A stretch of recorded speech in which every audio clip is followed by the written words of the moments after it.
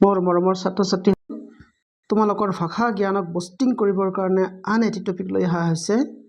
কি লিখা আছে এই টপিকত মই পঢ়াই শুনাই দিছোঁ। আৱাহমান কালৰ পৰাই বয়ন শিল্পত অসম ভাৰতৰ বিখ্যাত আছিল। অসমৰ স্বৰ্ণবস্ত্ৰ তথা মুগা কাপোৰ বিশ্ববিখ্যাত। এৰী, মুগা পাট, কপাহ আদিৰ বয়ন শিল্পই অসমক স্বাৱলম্বী কৰি তোলাৰ লগতে স্বয়ংসম্পূৰ্ণ কৰি তুলিছিল। মুগা বিশ্বৰ ভিতৰতে অসমৰ এবিধ আপুৰুগীয়া সম্পদ। অসমৰ বাহিৰে কোনো ঠাইৰ বতাহ, পানী, মাটিৰ সৈতে একত্ৰ হ'ব নোৱাৰা এৰীও অসমৰ একচেটিয়া সম্পদ। শুৱালকুছি অসমৰ বয়ন শিল্পৰ যাদুঘৰ। শুৱালকুছিৰ যাদুকৰী বয়ন শিল্পীৰ যাদুৰ পৰশত কাপোৰত সপোনৰ গোলাপ ফুলে। প্ৰতিজন শিল্পীয়ে সহস্ৰ তাঁতশালত ছন্দময় ব্যঞ্জনা কৰ্ম নিপুণতা। শিপিনীৰ যাদুকৰী হাতৰ পৰশত সপোনৰ সোণৰ ময়ূৰে প্ৰাণ পায়।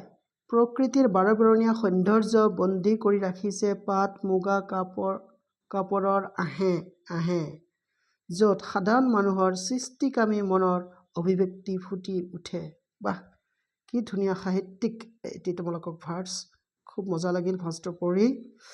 এতিয়া আহিল আমাৰ কুৱেশ্যন এনচাৰৰ পালা। কুৱেশ্যনত কি সুধিছে? অসমৰ বিশ্বত কিহৰ বাবে বিখ্যাত? প্ৰথমটো আছে অসমৰ প্ৰাকৃতিক সৌন্দৰ্য বিশ্ববিখ্যাত। অসমৰ বয়ন শিল্প বিশ্ববিখ্যাত। অসমৰ মানুহ সহজ সৰল ব্যৱহাৰৰ বাবে বিখ্যাত। বেছি বৰষুণ হোৱা দেশ হিচাপে বিখ্যাত। কোনটো হ'ব তোমালোকৰ ৰাইট এনচাৰ? টপিক মতে অসমৰ বয়ন শিল্প বিশ্ববিখ্যাত। এইটো হৈ গ'ল। নেক্সট, এৰী একমাত্ৰ অসমতে কিয় হয়? ই অসমীয়া মানুহৰ বাপতি সাহন। অন্য মানুহে এৰী খেতি কৰিব নালাগে। অসমৰ বাহিৰৰ জলবায়ুৰ লগত খাপ খাই এৰী পলু জীয়াই থাকিব নোৱাৰে। অসমৰ বাহিৰে এৰী পলু খাদ্য হিচাপে ব্যৱহাৰ কৰে। কোনটো ৰাইট এনচাৰ? এইটো গ নম্বৰ। অসমৰ বাহিৰৰ জলবায়ুৰ লগত খাপ খাই এৰী পলু জীয়াই থাকিব নোৱাৰে। এইটো হ'ল আচল কাৰণ। নেক্সট, তোমালোকৰ কুৱেশ্যনটো কি আছিলে? অসমৰ বয়ন শিল্পৰ যাদুঘৰ কি? কোনটো? হাজো, গহপুৰ, বৰপেটা? কোনটো হ'ব? শুৱালকুছি। তোমালোকৰ টপিকত দিয়া আছে। নেক্সট কুৱেশ্যনটো কি আছিলে? অসমীয়া বয়ন শিল্পীৰ কৰ্মদক্ষতা ক'ত প্ৰকাশ পায়? অসমীয়া শিল্পীয়ে ব্যৱহাৰ কৰা তাঁতশাল কেইখনত? অসমীয়া শিল্পীয়ে কাম কৰা পৰিৱেশত? অসমীয়া শিল্পীয়ে সৃষ্টি কৰা কাপোৰবিলাকত গুণগত মান, কৰ্ম নিপুণতা ইত্যাদি? অসমীয়া শিল্পীৰ উৎপাদন ক্ষমতাত? কোনটো হ'ব? গ নম্বৰটো। সৃষ্টি কৰা কাপোৰবিলাকৰ গুণগত মান, কৰ্ম নিপুণতা ইত্যাদিত। গ নম্বৰটো তোমালোকৰ ৰাইট অপশ্যন। লাষ্ট কুৱেশ্যনটো কি আছিলে তোমালোকৰ?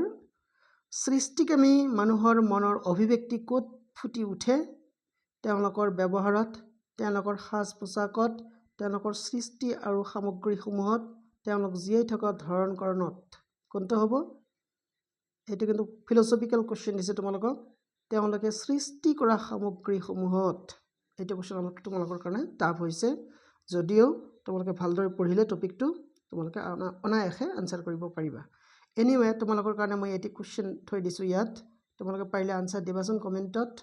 ইয়াত তোমালোকৰ লিখা আছে নহয়, বাপতি সাহন।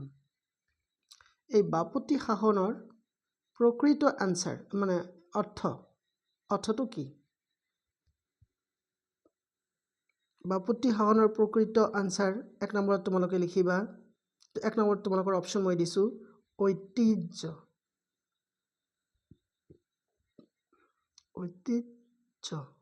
হয় নাই? 2 নম্বৰ অপশ্যনত তোমালোকৰ দিলোঁ ৰাজত্ব। ফাৰ্ষ্টত হ'ল ঐতিহ্য, এতিয়া হ'ব তোমালোকৰ ৰাজত্ব। তইব কিন্তু দেইটো বৰ্গীৰ্য তইব, ৰাজত্ব। 3 নম্বৰ অপশ্যনটো হ'ল তোমালোকৰ সম্পত্তি।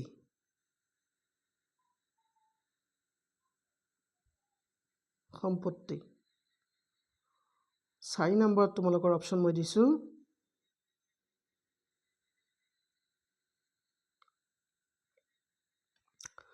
তোমালোকৰ খেল ধেমালি বাপতি শাসন মানে খেল ধেমালি কোনটো হ'ব তোমালোকৰ ৰাইট এনসাৰ তোমালোকে কমেন্টত জনাবলৈ চেষ্টা কৰিবা ইয়া তোমালোকৰ ভাষা জ্ঞানক আকৌ বুষ্টিং কৰিব খেল ধেমালি ধয়টো কিন্তু দেই